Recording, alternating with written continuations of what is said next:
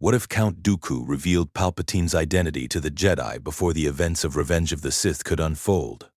Let's explore the depths of it in the video. The moment arrives not as a grand revelation, but as a desperate gamble. When Obi-Wan Kenobi is captured on Geonosis and brought before Count Dooku in the dim chambers beneath the arena, the two men face one another across a table strewn with star charts and reports from the outer reaches of the war. Dooku studies Kenobi for a long moment, his cape folded neatly at his sides, his expression carved from something colder than contempt. He begins as he always does, with the offer of alliance against a corrupt republic, with the measured tone of a man who believes he holds every card. But Obi-Wan does not take the bait, and something shifts in Dooku's posture when he realizes that dismissal is forthcoming. He has watched the Jedi Order stumble blindly for years, watched them march into a war constructed specifically to destroy them, and there is a part of him, deeply buried beneath layers of Sith discipline, that still remembers what he once was. He leans forward, lowering his voice so that even the shadows seem to draw closer, and tells Obi-Wan that everything the Jedi believe about the war, about the Separatists, about the nature of the threat they face, is precisely what his master intended them to believe. The name that follows lands like a blade against stone. Sheev Palpatine, Chancellor of the Republic, Darth Sidious, one and the same. Obi-Wan does not visibly react, though his breathing slows in the way it does when a Jedi is processing something that challenges everything he thought he understood. He asks Dooku why, after years of open warfare and thousands of deaths, he would offer this now. Dooku is quiet for a moment before answering, and when he does, there is no warmth in it, only a kind of weary calculation.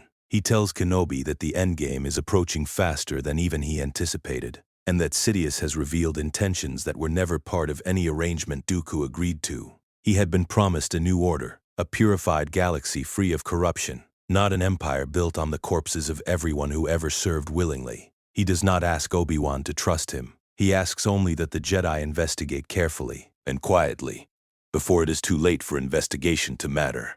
He then allows Kenobi's escape, lowering the ray shields and stepping aside with a gesture so slight it might have been dismissed as nothing at all.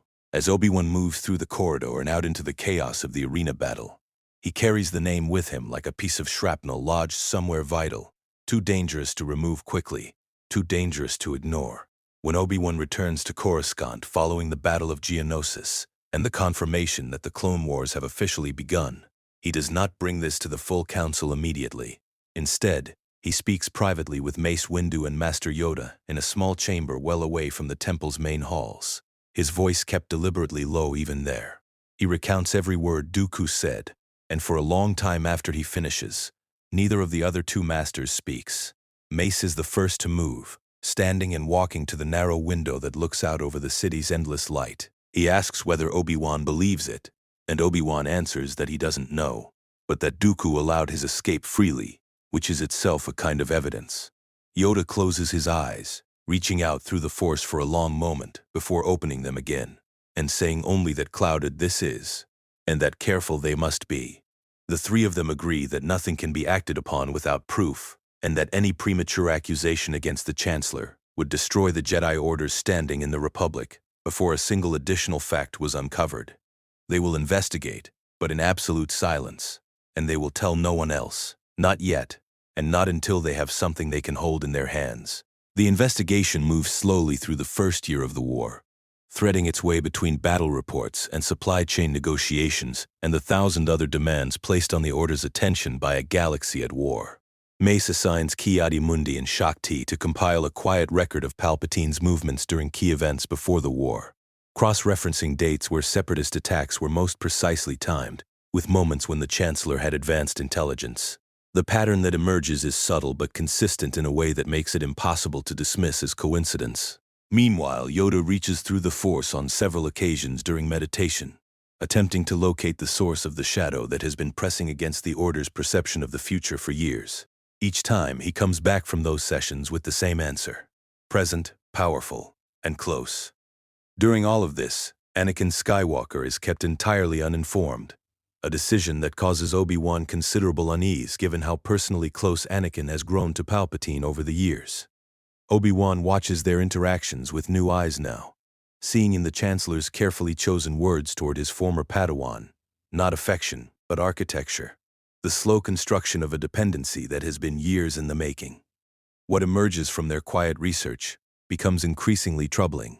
Stover and Offie locate financial transactions that trace back through shell corporations and dummy accounts to fund operations that would benefit from separatist weakness and Republic fear. There are communications intercepted between separatist leadership suggesting someone within the Republic government has been providing strategic advantage at critical moments. The evidence accumulates in scattered pieces, each individually explained away, but together forming a picture that cannot be ignored. Mace presents his findings to Yoda in careful, measured language, aware that even within the temple's secure chambers, security cannot be entirely assured. Yoda confirms that through the Force, he has sensed the dark presence growing stronger, more confident, as if its plans approach culmination.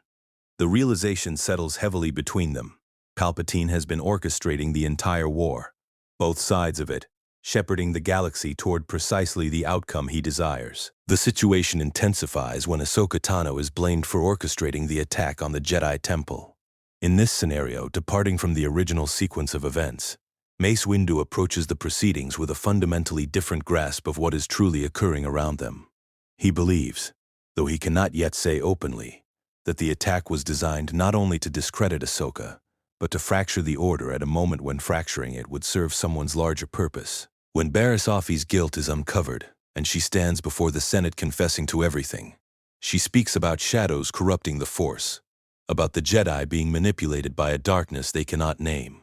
And Mace listens to every word with the stillness of a man hearing confirmation rather than surprise.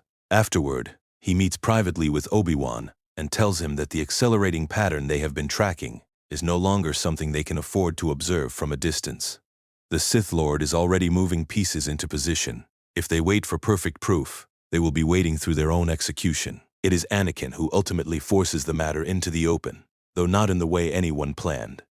Palpatine summons him for one of their private discussions, this one in the Chancellor's personal office late in the evening with the city glowing amber beyond the tall windows. And during the conversation, the Chancellor begins speaking about the Jedi's limitations, their attachment to ancient rules that prevent them from reaching their full potential, and the way the Order has always kept Anakin at arm's length, despite his extraordinary gifts. Anakin listens, as he has listened many times before. But something is different this time. He has caught Obi-Wan watching him with a particular expression over recent weeks, something careful and unreadable in it, and a feeling has begun to build in him that he doesn't have the full picture of what is happening around him. He tells Palpatine he needs to speak with the Council about something, and leaves before the Chancellor can redirect the conversation.